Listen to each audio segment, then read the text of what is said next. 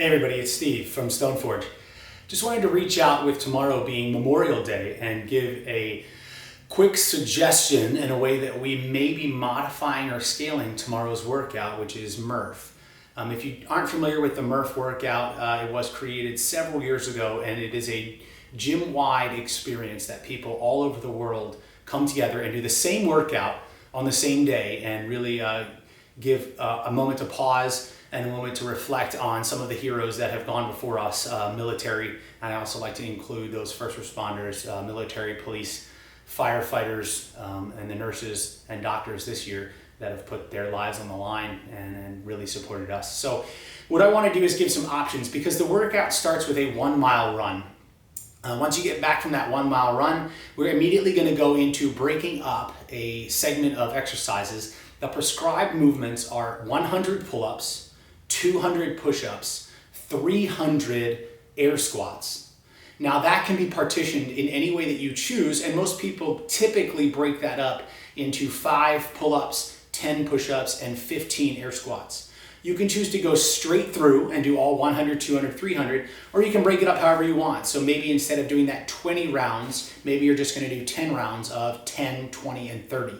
Any way you look at it, it is a large cumulative number of reps. So be smart in how you break it down and be smart and as far as what way you're scaling this workout as well. It then finishes with that final 1 mile run, and that's kind of just more of a shuffle if you're just working through it and you're pretty exhausted at that point. Most people will tend to do this body weight, but you can certainly add in a vest if you have a vest to wear during the runs or maybe even during the entire portion. Now, if you aren't fortunate enough to have a rig or somewhere to do pull-ups, you may be scaling that down to an alternate movement.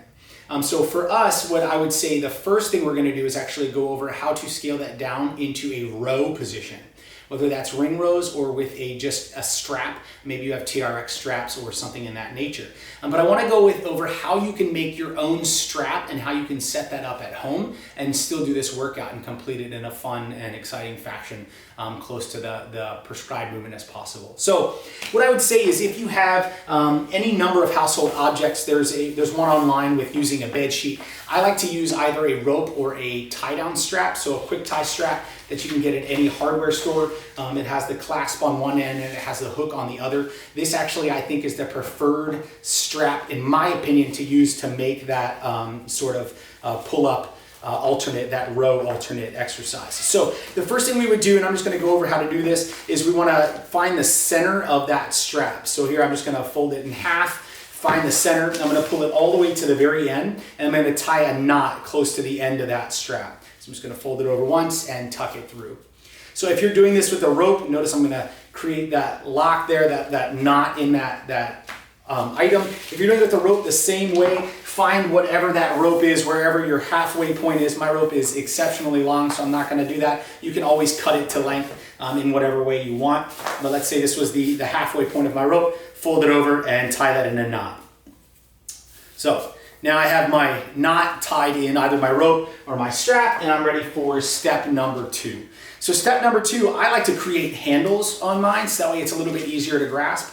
But you can always just use the end of the strap, whatever you have there, as you're holding on to that. But I think it makes it a little bit easier if you go up about maybe 10 inches and fold it over the top and create that knot there. So now we have almost a handle where our hand can fit in, and we can create what we normally would have with our TRX straps or with our ring rows. So make sure that I have over, under, under, over. You can look up how to tie a square knot anywhere on the internet or whatever, but now I have kind of that handle that I'm going to put on each end of the straps. Same thing with this side. This side has a hook, so I'm going to come up a little further just to give myself a little bit extra room.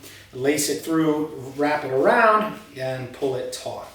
So now here I have my handles on either end. They can't slip, they can't slide, and I now have my strap with a center line, and handles on either side.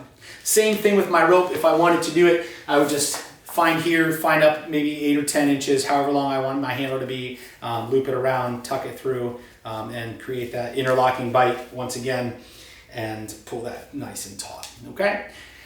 Really cool hack if you're looking to make actual handles. If you get a PVC pipe, maybe from the hardware store, and you cut it into that 4-inch length, before you tie it in a knot, slide that PVC pipe, the rope through the PVC pipe, and then tie it there, and you're actually going to create a handle, and you're actually going to have something to hold onto as you're doing that, and I'll show you that in another video. Okay, so there we have our 2 straps. Now let's find out how to use them.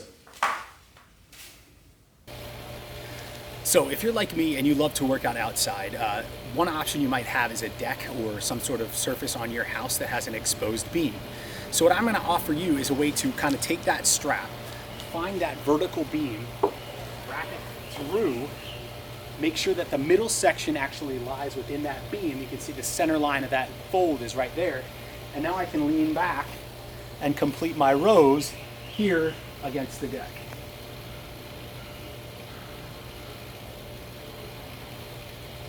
So that would be method number 1. Our next method would be any sort of natural surface where you have a vertical and maybe a slight horizontal where you can wrap your strap. So I love to find a tree that maybe has a V in it or some sort of notch in it. And we can do that same thing where we take one side, wrap it around the tree, find that notch. Here's a great one here. Notice that center line knot right there, back in the center line of that knot. I lean back, make sure it's safe.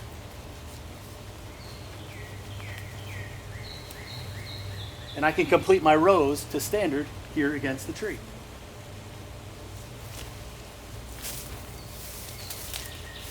That will be method number 2. Let's head inside and find out how we can do this as a completely indoor movement.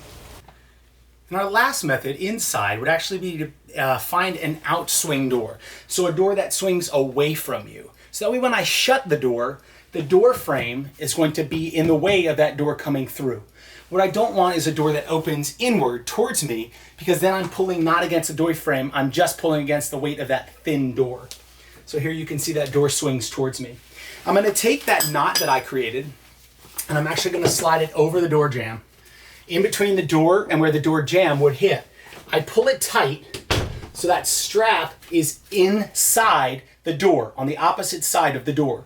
That knot is holding the strap as I lean against it. From here, I lean back, just like I did before, and I can complete those rows here against the door frame. All right? So, that is method number 3, utilizing that indoor space.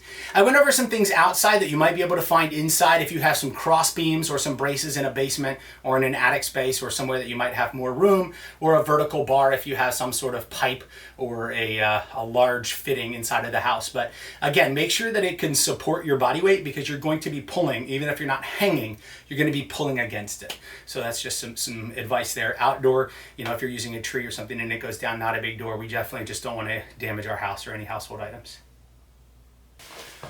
So there we have a few methods that we can use to use a strap or a rope to get through our Murph pulling versus pull-ups versus ring rows method for the workout tomorrow. I hope everybody is being smart, being wise, being safe, that you are all taking that responsibility to keep you and your families healthy. And if you need anything, please reach out. As always, we hope you enjoy the workout. We hope you have a great time. We hope to see you tomorrow at one of our online classes or later on this week. And stay Stoneforge strong.